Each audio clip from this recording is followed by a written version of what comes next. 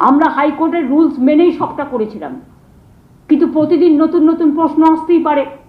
আর আপনারা তো জানেন সিপিএম আর বিজেপি কখনোই চায় না যে ওবিসি রিজার্ভেশন পাস হোক। এটা তো গরিব লোকেদের জন্য, শিডিউল কাস্ট ভাই বোনেদের জন্য রিজার্ভেশন আছে, আমরা চাই থাকুক।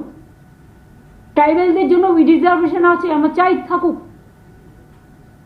যারা এখানে 33% লোক বাস করে, আমরা তো করিনি, দেশভাগের সময় থেকেই আছেন, তাদের অধিকার আমরা কি করে কাটব? তাদের সম্পত্তি কাটতে হবে, তাদের চাকরি কাটতে হবে, তাদের শিক্ষা কাটতে হবে। তাদের আপনারা মানুষ হতে দেবেন না? মানুষের মতো মানুষ হিসেবে গড়ে তুলবেন না? মুসলিম দেখলে আপনাদের গায়ে জ্বালা করে, সেটা আমি জানি। চাকরি সৃষ্টি হচ্ছে আর আপনারা বাধা দিচ্ছেন। একটা করে পিল আর কিল খেচ্ছে, পিল করছেন আর একটা করে কিল খাচ্ছেন, নিজেরা খাচ্ছেন।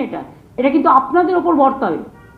আপনাদের জন্য আজকে অনেকে চাকরিহীন হয়ে গেছে, এবং আপনারা এটা আটকাচ্ছেন বলে আমার পুলিশ রিক্রুটমেন্টে হাজার হাজার পোস্ট খালি পড়ে আছেন, করতে পারছি না।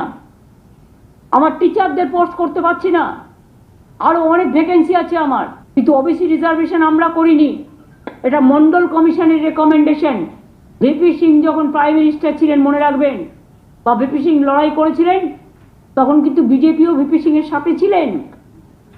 তখন কেন এটাকে অপোজ করেননি? সময়ে সাথ দেবেন আর সময়ে মানুষকে অনাথ করে দেবেন, এটা তো হতে পারে না।